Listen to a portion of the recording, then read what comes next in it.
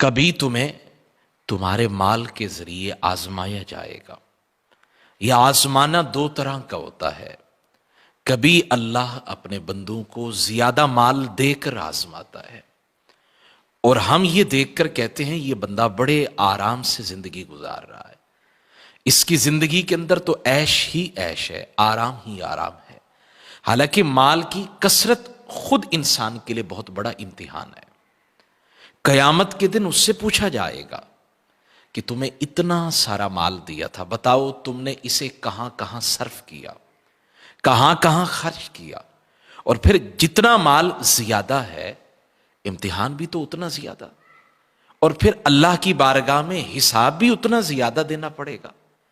تو زیادہ مال جو ہے وہ صرف اور صرف عیش کا سبب نہ سمجھے، بلکہ وہ اللہ کا امتحان سمجھے کہ اللہ اپنے بندے کو آزمانا چاہتا ہے کہ مال کی کثرت کے اندر جب مال بے پناہ ہے، اس مال کی چکا چوند کے اندر میرا بندہ مجھے یاد بھی رکھتا ہے یا بھول جاتا ہے۔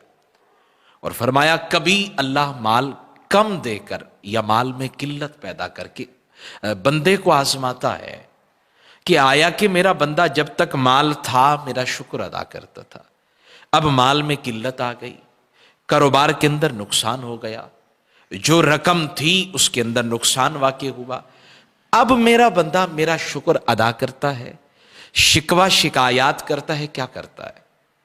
تو میرا رب فرماتا ہے وَأَنفُسِكُمْ، کبھی تمہاری جانوں کے ذریعے تمہیں آزمایا جائے گا، اور اللہ آزماتا ہے، کبھی صحت دے کر آزماتا ہے، جوانی دے کر آزماتا ہے، قوت اور طاقت دے کر آزماتا ہے، کبھی اللہ حسن دے کر آزماتا ہے، اور کبھی بیمار کر کے آزماتا ہے، کبھی کمزور اور ناتواں کر کے آزماتا ہے، اپنے بندوں کو آزماتا رہتا ہے۔ حضرت رابعہ بصریہ رضی اللہ تعالیٰ عنہ، آپ نے ایک شخص کو دیکھا جس نے سر پہ پٹی باندھ رکھی تھی، تو آپ نے پوچھا کہ یہ سر کی پٹی کیوں باندھ رکھی ہے؟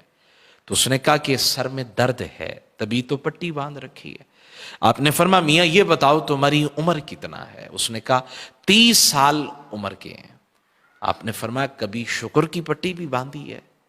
آج تھوڑا سا درد کیا ہوا کہ تم نے درد کی پٹی باندھ لی؟ یہ بتاؤ کبھی شکر کی پٹی بھی باندھی ہے یا نہیں؟